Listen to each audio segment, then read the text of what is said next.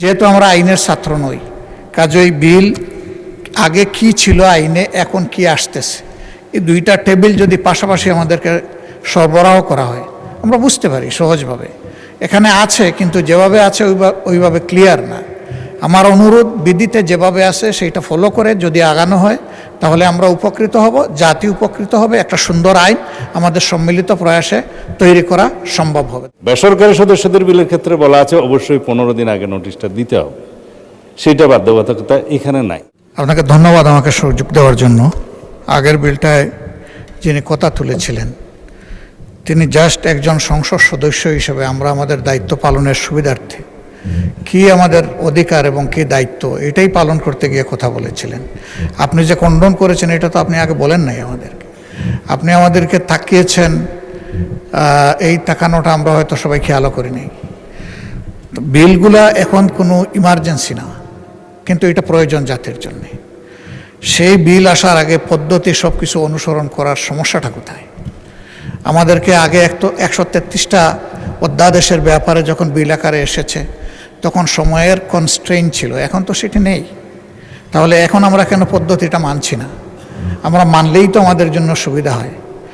যেহেতু আমরা আইনের ছাত্র নই, কাজেই বিল আগে কি ছিল আইনে, এখন কি আসতেছে, এই দুইটা টেবিল যদি পাশাপাশি আমাদেরকে সরবরাহ করা হয় আমরা বুঝতে পারি সহজভাবে। এখানে আছে, কিন্তু যেভাবে আছে ওইভাবে ক্লিয়ার না। আমার অনুরোধ, বিধিতে যেভাবে আছে সেইটা ফলো করে যদি আগানো হয় তাহলে আমরা উপকৃত হব, জাতি উপকৃত হবে, একটা সুন্দর আইন আমাদের সম্মিলিত প্রয়াসে তৈরি করা সম্ভব হবে। ধন্যবাদ মাননীয় স্পিকার। মাননীয় বিরোধী দলীয় নেতা, আপনাকে ধন্যবাদ। মাননীয় স্বরাষ্ট্রমন্ত্রী। আপনাকে ধন্যবাদ। প্রথা হচ্ছে আইনটা যখন অবিলম্বে বিবেচনার্থে গৃহীত হওয়ার জন্য প্রস্তাব করবেন তখন যে কোনো সদস্য এটা জিজ্ঞেস করতে পারে যে আমি 3 দিন আগে বিল পাইনি, 7 দিন আগে নোটিশ পাইনি। কিন্তু উত্থাপনের বিষয়টা এরকম যে আজকে তো এটা পাস হচ্ছে না, উত্থাপিত হচ্ছে, প্রপার্টি অফ দ্য হাউস হবে। ওনাদের কাছে যে বিলের কপিটা দেওয়া হয়েছে সেই বিলের কপির সাথে কম্পারেটিভ স্টেটমেন্টটা চাইতেই পারেন, খুবই বৈধ।